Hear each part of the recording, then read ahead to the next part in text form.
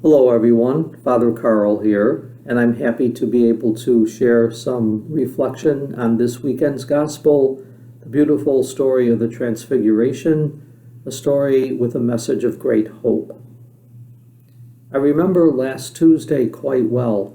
After having a week of extremely cold weather, Tuesday morning I had Mass, and after Mass I went out the front doors of church. It was now 37 degrees, and it felt like a heat wave. And the sky, I remember, was a crystal clear blue. The sun was out shining brightly, and it was bouncing off some of the still large piles of clean white snow on both sides of the church. And it was a blinding light that caught my eyes, so much so that I had to kind of blink my eyes a couple times to clear my vision. It was dazzling as it caught the light in my eyes. And as I read through today's gospel, I couldn't help but think of that very moment where I felt kind of dazzled by the bright sunlight on the snow. And I wondered if that's how Peter, James, and John might have felt as I read through this story of the Transfiguration. Jesus, we're told, was transfigured before their eyes. His clothes became dazzling white. And I wonder, were they blinded for a moment by what they saw? That moment is then followed by a conversation, we're told, that Jesus has with some celestial guest, Elijah and Moses. And Peter, only because he was stunned and didn't know what to say, he suggests building those 3 booths. But Mark adds this telling detail, not to be missed. He goes so far as to describe Peter, James, and John as being terrified in the moment. This is very telling for us, I think. 3 years of being together with Jesus day in and day out, seeing his actions, listening to his words, seeing how his words moved people's hearts and actions. How could the disciples be afraid of their daily companion, teacher, and friend? Now, this transfiguration story happens 6 days after Jesus announces to the disciples that the Son of Man will suffer greatly and die, and then be raised up on the 3rd day. So you see, if they really had seen Jesus all along, if they really understood, how could a glorious light and a few apparitions terrify them? Obviously, they didn't really understand. They didn't know where his authority really came from. And so this experience with Jesus on the mountain helps point them to the future by showing the glory Jesus possessed as God's Son. In the times of uncertainty and fear, when facing the cross, they would look back, perhaps remembering that instant, remembering his words, and they would make the connections.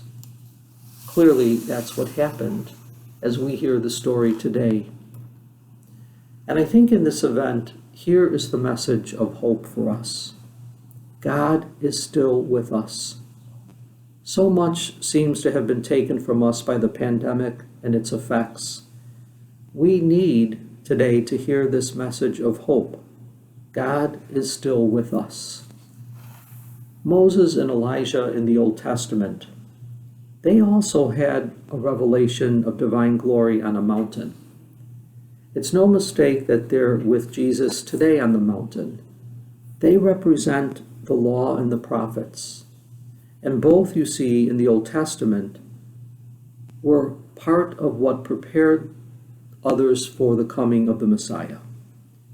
So today, the identity of Christ and the mission of Christ, they're confirmed by both God and the Scriptures in this mystical story in the Transfiguration. What a beautiful story for us in the midst of our challenges, particularly as we continue to walk through the challenges of pandemic COVID-19. Yes, we see a light in the tunnel.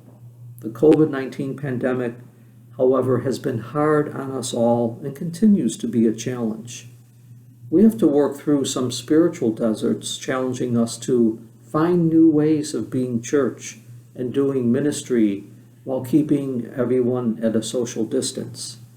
We struggle to make sense of this global crisis. These readings remind us where we find hope.